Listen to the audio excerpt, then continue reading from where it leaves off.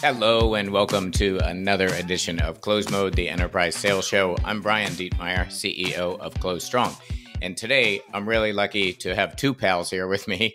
I am here with Matt Filion, who's Director of Sales, and Riley Dickie, who is Director of Enterprise Sales and Partnerships with Widewell. Sorry. And for those of you who aren't familiar, they help local businesses with supported reputation management strategies, that sort of thing. So guys, welcome to the show. Thank you. Thanks for having us, Brian. So we were chatting last week, just generally chatting about the way you guys run the business. And it occurred to me that one of my first consulting projects 100 years ago was helping someone build a high performance team. And so as an early consultant, I did what most consultants do, is I went out and Googled what is a high performance team. So as we were talking the other day, I realized that, you know, your approach is right in line with you know, how you build and run high performance teams. And there's a lot of aspects of it, but there's one aspect that we were talking about that most organizations kind of build their plans, their KPIs, then communicate those plans out to the sales team. You guys do that a little differently. Can you offer us a high level view of your approach? Yeah, you know, and a little color to the background. You know, I started here with the company the end of May 23. Already a team of 12. Structure of the company was set up where you had 6 AEs, 6 BDRs, and our two main verticals were automotive and property management. Our product in general, though, is pretty agnostic. Yeah. If you're getting reviews under Google or a few other platforms, we can reply to them. And, you know, we have a few other products as well. But coming into the org, we had a mix. We had people like Riley, who is like a really experienced AE, years of working at different SaaS selling companies, marketing. I won't totally take Riley's thunder of his experience, but, you know, he was one of the top performers with a lot of experience. We had a couple other people like that. Yeah. And we had some other players that were brand new. I mean, we're talking mid-20s, maybe one of their first sales jobs, so a lot to learn. So coming in, it was a big spectrum, right? From someone like Riley that probably just needs a high five, you're doing great, you know, there's not much I can really teach you, to other people that are like, hey, we got to show you how to make a cold call and build a pipeline. I come from 20 years of sales roles where I've seen really great leaders, really great structures, and I've also seen some horrific ones, right? And I think anybody who's been in sales long enough has known that one bad manager or that one bad structure that just, you know, had a lot of bad habits come out of it and not good sales for the company or the customer.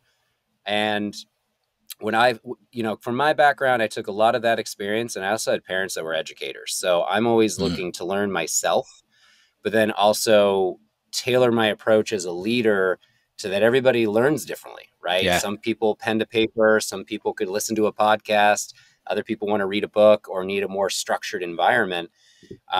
So as I came in, you know, right out the gate was a lot of listening. I needed to learn about how everybody ticked and how they were going to learn. And what we had talked about before and what we started to develop was really kind of, I call it like a village mentality, but I think some people might call it like dynamic governance a little bit, where yes, I hold the title, right? I'm running the team, but I'm very much of like, you've got to earn that title, and you don't get it. Yes, you can get respect for title, but you don't necessarily get respect as an individual. And a lot of what I like to do is let the team set their own strategies, their own goals, not own goals. Sorry. We all have to have a sales goal for the company, but their own way of getting to that goal. And by allowing them that space to be creative, to approach like how they would go to market, I start to find where maybe the weak spots are that could use a little bit of sanding, that could use a little bit more coaching, or sometimes just asking a couple more questions. Like, you know, you're planning on reaching out to X prospect. Great. Like, what's your talking point? What's your goal with reaching out with them besides just the sale? We all know in sales what the goal is. It's to close business and move on to the next one. But it's, what is that process? Because, you know, speaking from my experience, what I would say is like a bad leader is when you come in with like your own dogma of like, well, this is what worked for me. Right. You know, it makes me think about the different personalities from like the challenger sale method, that everybody's kind of this different thing. And I don't think any of those approaches are necessarily wrong. I think it's just more of what is your strength. Yeah. For me individually, when I call, I'll use a lot of humor. I'm a little more loose. I try to really bring down the room and be comfortable that, like, hey, I'm not like this button up sales guy. But that doesn't always work for me either, right? And my approach might not work for other people. So I like to kind of let people go and figure out their own space, but then and push them. And that's where I would challenge them to try something new or try a different angle, or have you really thought out the process that you're trying to go to market with? I'll even add that, on the village mentality, it's the perfect metaphor because every community has, it's such a blend of different folks with, different stigma, personalities.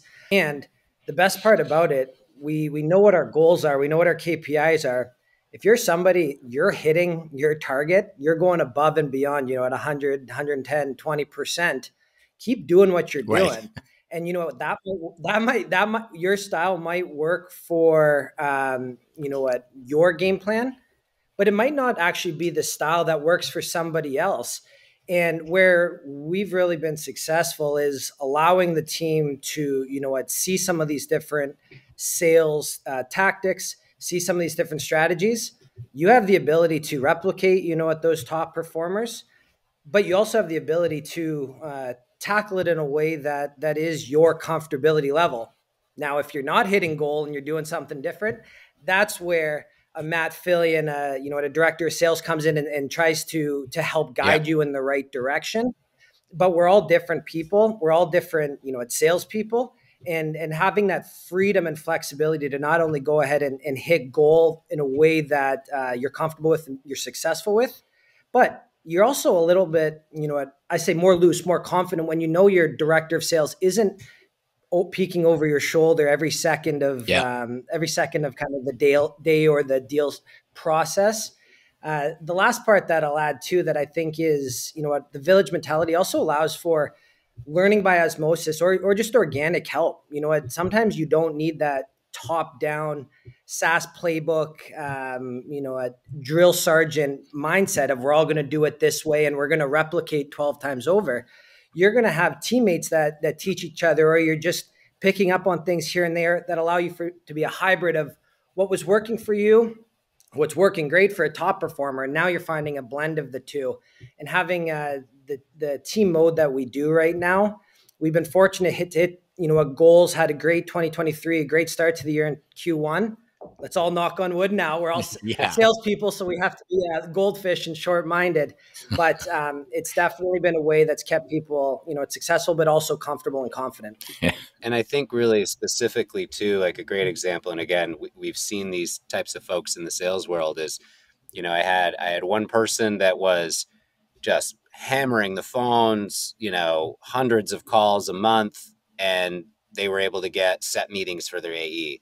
And then the other side of that spectrum is that someone who made like maybe a quarter of those calls, but the same result. Right. So the coaching there is different, but it's, hey, maybe if you made less calls and you're more strategic, you could get higher.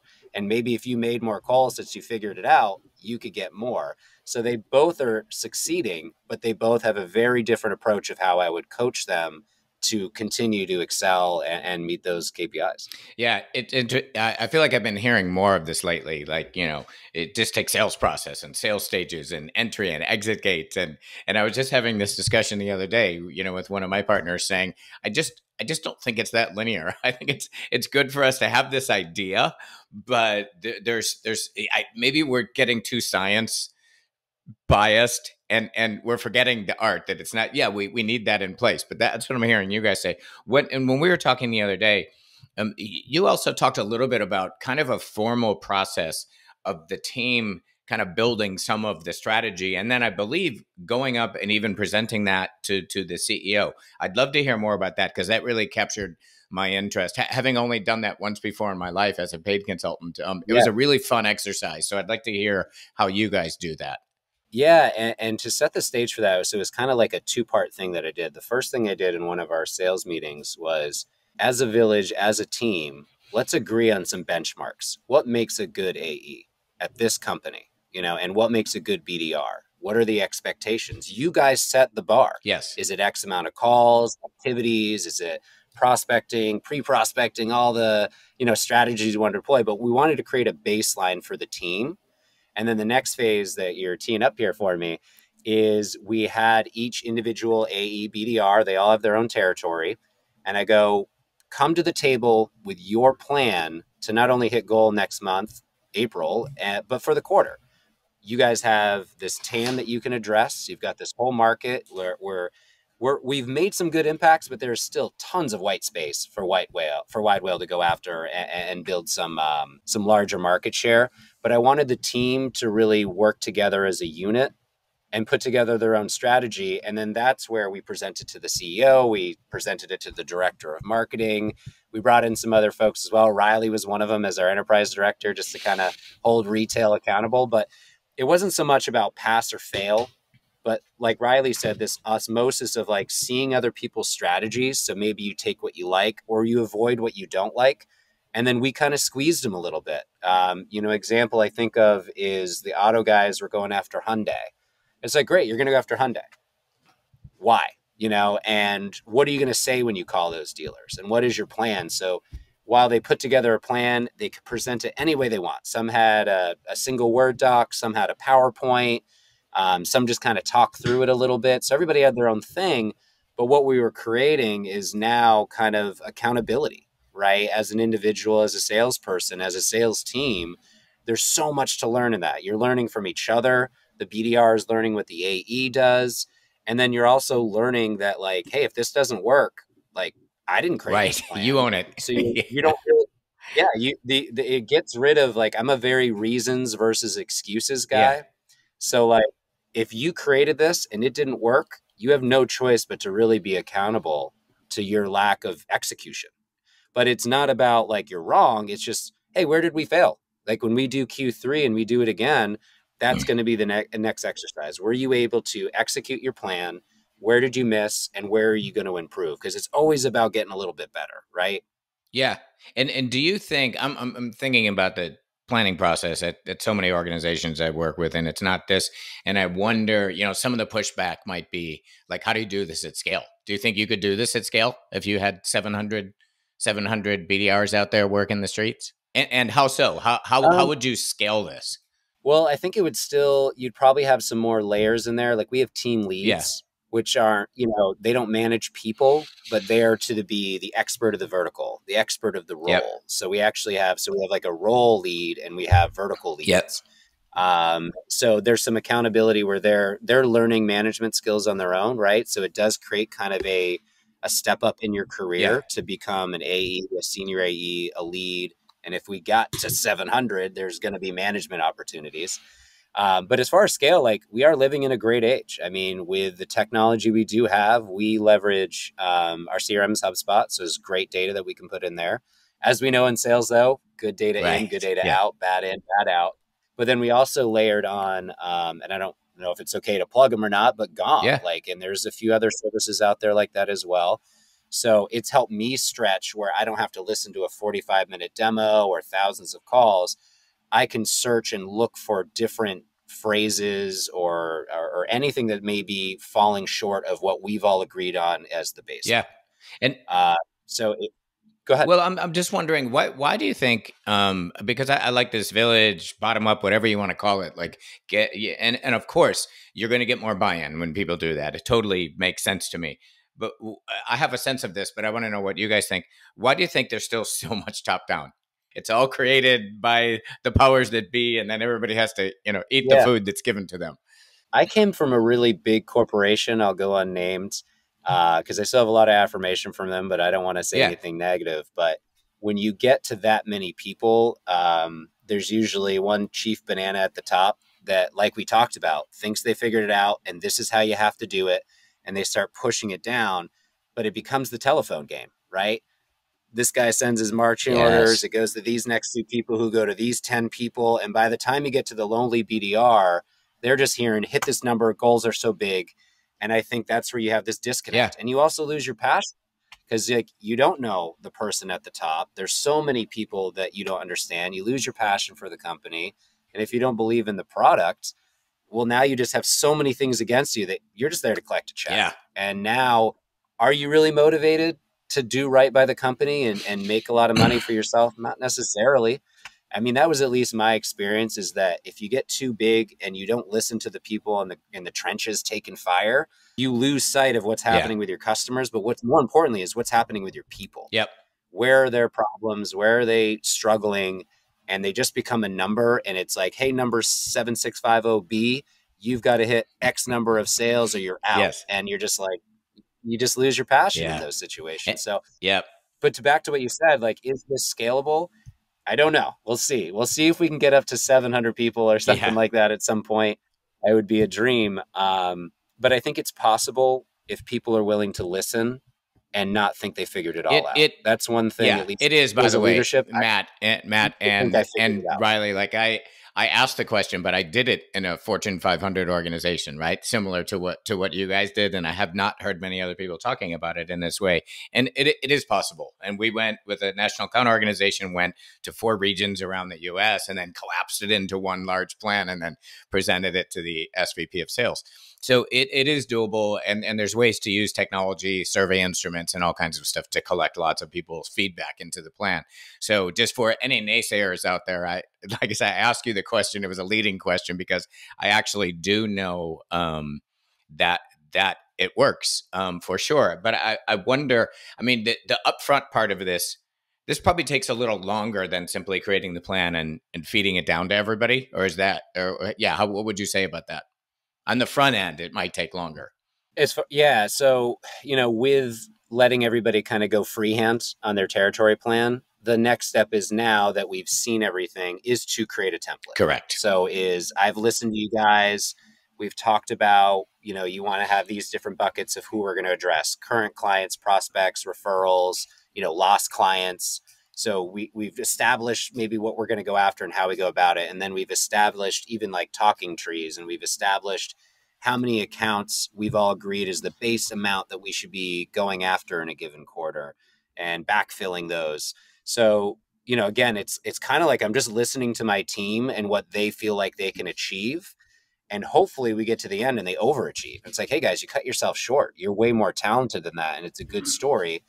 Or they do come up short and we go, all right, like, let's go back. Because another thing I do, even just on the micro level, is every week in the sales meeting, I have the team set a goal. What's your goal for the week? What do you want to get done? Just like, again, almost like atomic habits, not to steal from that either, but what can you do to just get a little win? Like, we work so hard to get our clients to get to the yes. We do all these little questions to get little yeses out of them. Yeah. I look at that the same way with the team, but it's feeling success. And those goals can be whatever they want. I have people that are like, I'm going to get 3 sets this week.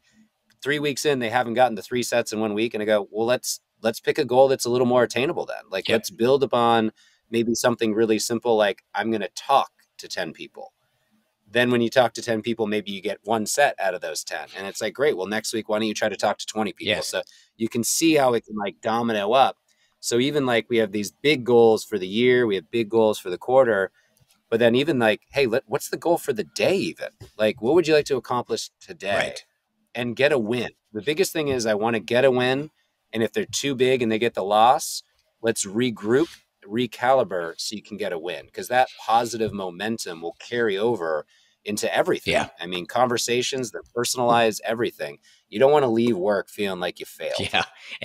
You want to leave work and be like, hey man, I talked to 10 people. It may not have gotten me a commission check, but I did accomplish what I needed to do today, and I can build on it. And part of the beauty of the model too is management sets boundaries, right? The guidelines, territories, but then it's everyone's book of business, and that in itself allows them to be empowered to, have the recommended day-to-day, week-by-week, month-by-month game plan.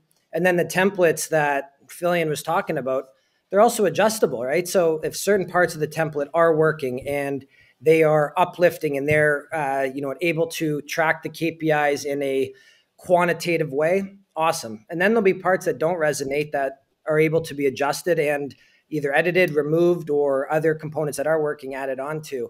That's the beauty of it. And I think going back to your question, is this able to be replicated?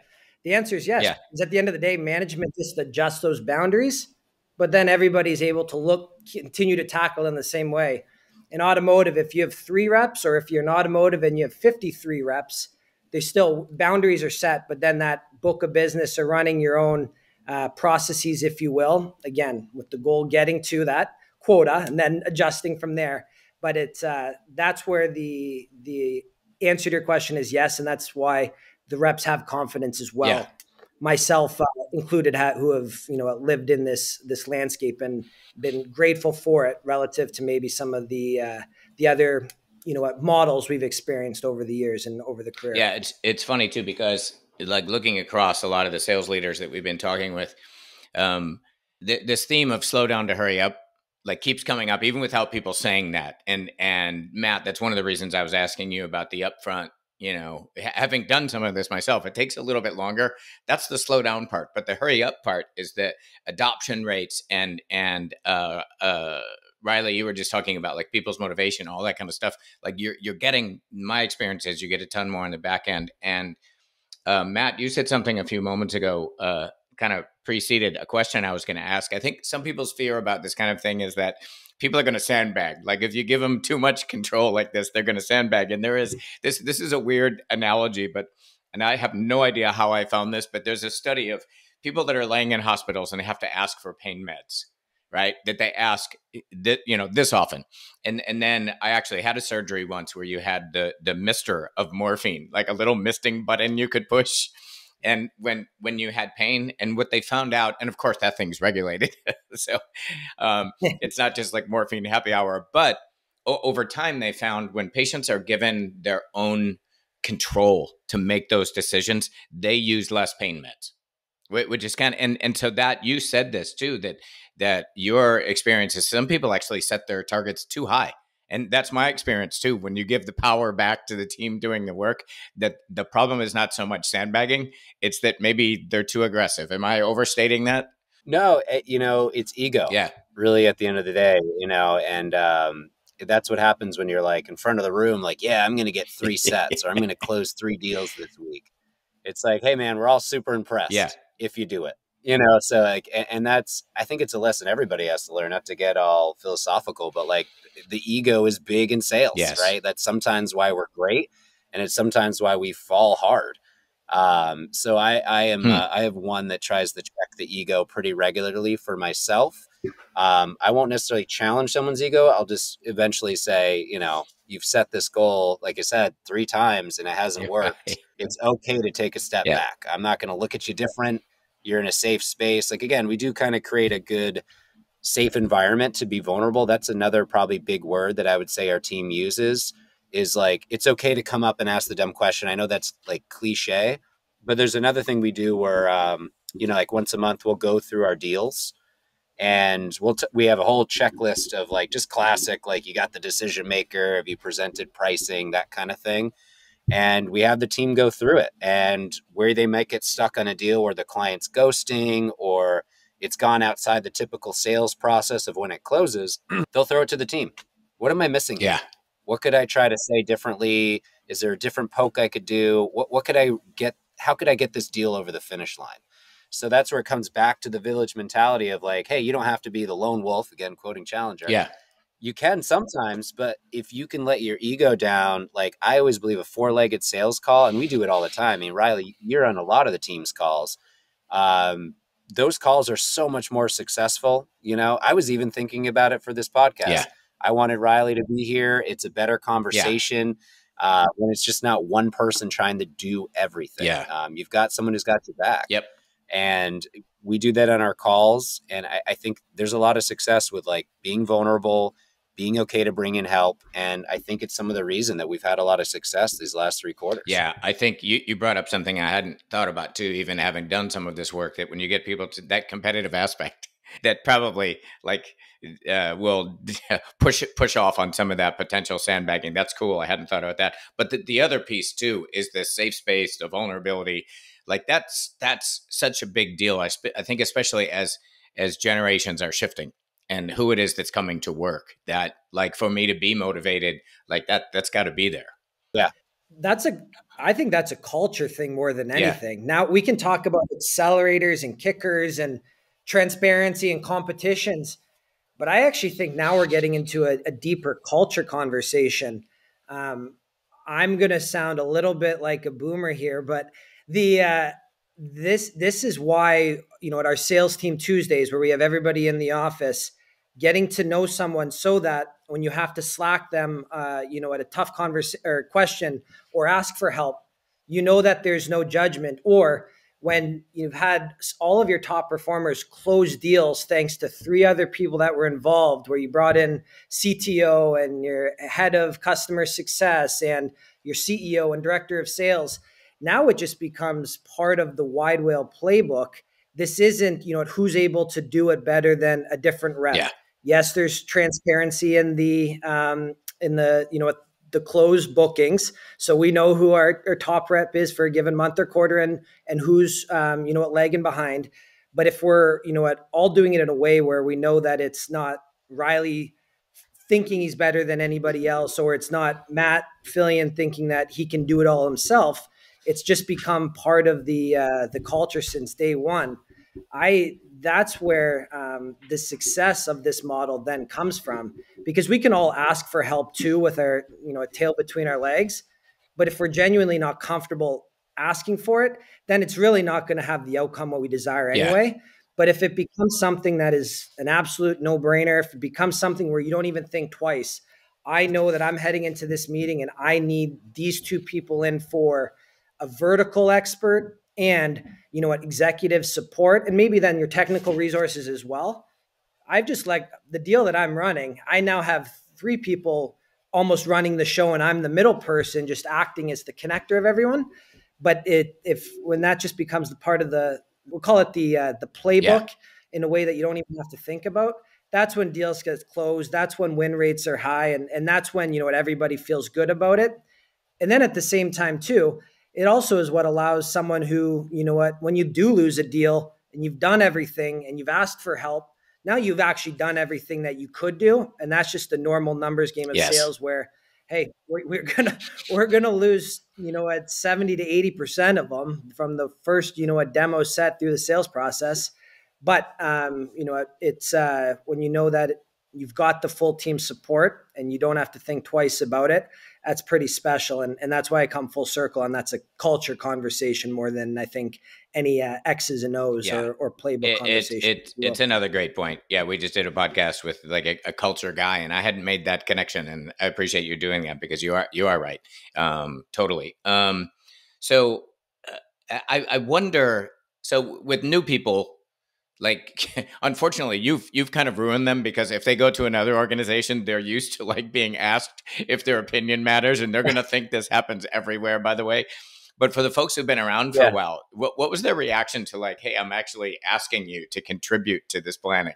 Yeah, I might quickly tee up Riley for that one, but coming in as an outside leader, and I've had outsiders come as well, there's always a little bit of like, check a little bit, hey, what's this guy all about? Yeah.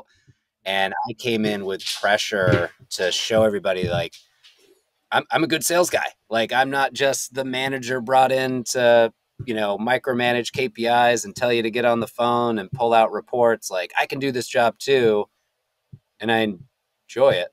Uh-oh, we lose Brian? I think we lost him. Pause there. Hey, Dan. Yeah, sorry about that. That actually was my fault. I leaned over and unplugged my hardwire. Sorry about that. So yeah, I mean, I'm just going to ask you Dan, do you want me to go back and just ask that question again? All right. All right. Yeah, I'm going to go back to you guys ruining your rookies for other people. So, all right. So I have another question for you guys. I was fortunate early in my career, and Dan, the producer who's hiding in the background somewhere. Where are you, Dan? Every now and then we like Dan to come out. He's very handsome. Dan, we can't see you. So, but Dan's heard me talk about this. I worked for Marriott Hotels for a long time, and that was my first sort of real job. And that place is run so unbelievably well, and Bill Marriott's a hero of mine, that it ruined me. When I started consulting for all these other organizations, I thought, well, this is the way businesses are run.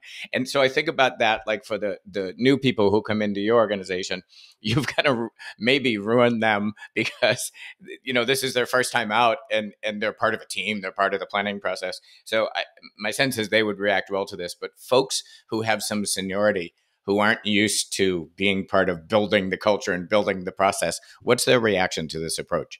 Yeah. When I came in as a leader, I felt like I had to prove myself that I was a good salesperson, because I've had leaders come in that, they're just there to micromanage. They're just there to process, build, and, listen to the hires up and push it down on you.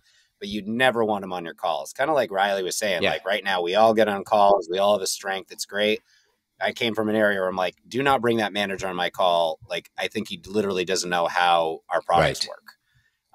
So I had this pressure to come in and perform because I wanted to show the team that was already there, like, I'm very capable. You can trust me. And our CEO he's a wonderful leader and mentor. And he very quickly was like, I didn't bring you in, though, to sell, and kind of released me of that, which allowed me to refocus and listen to that team and hear them out and let them know that I wasn't going to come in and upset the apple cart. I wasn't here to put a bunch of change or my dogma over everything. I mean, if anything, the ramp up there was for me to just sit back and listen, and it was a very slow break from the CEO running at the show to me taking over. But I would tee up Riley. I mean, Riley was here when I started, and I think his experience would speak volumes really to how it went. Yeah, honestly, as we just talked about culture, I think now the new word for this topic is trust, and getting used to that trust. When I first started, I mean, I was a sub 10 early employee almost 4 years ago now. And even then, I remember, it's not like I came from anything bad. I loved my previous employer. I will do nothing but speak highly of them. But when you come in and you almost are going, hey, like, nobody's, checked in on me on X amount of times, or nobody's questioned some of the deals in my pipeline, or nobody's, I really kind of dove deep into XYZ data point or statistic. And then you quickly realize, so it's not that they don't care. It's that they hired you for a reason. It's because they trust you to be an expert at your job. Obviously, there's going to be conversations. There's going to be times when you ask for help and then you've got a full team ready to support, but it's finding that balance. And I think it's almost the initial shock, or, maybe the questioning of that real trust of, hey, like, oh no, they do care about me, but they hired me for a reason and they trust me to get the job done. And until that trust is lost, I think trust comes with the culture.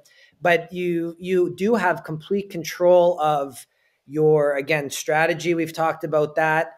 The, ability to either ask for help and have all the, people assisting you that you need, or the ability to have a little bit of freedom and say, no, I think this prospect or this account is going to be best handled this way. And we just let you go. That's been the biggest initial shock that we've had with our new employees, because again, we've all come from different organizations that maybe have the old SaaS, playbook. It's been going on for 20 years of, you have certain data points that are requirements to get the percentage of deals down the stage to eventually closed. And that's all great. I'm a quantitative guy. I love all that.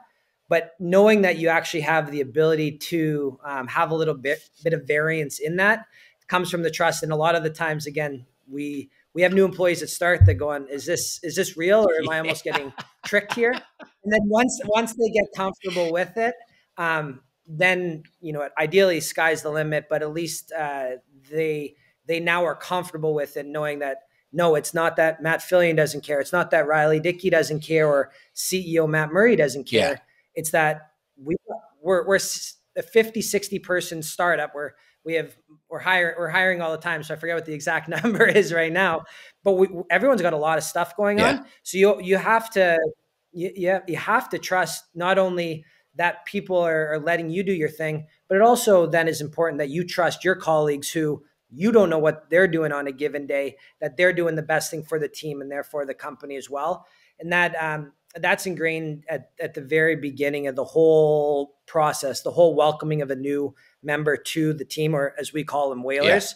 Yeah. And I think that once you get over that initial questioning, then you get excited to be part of this group and part of this trusted. I'll use village again because that's how we started. Well, that's what I say is that, like, I don't want to take credit for the coining of village, but like I walked into a village that was established, and the senior people that were already here, to kind of go back to your original question, like, really welcomed me with open arms. And I think there was a play I could have made that would have made it worse. You know, if I came in again, this is the dogma, I'm going to change everything, turn it upside down. Everything that was comfortable is different.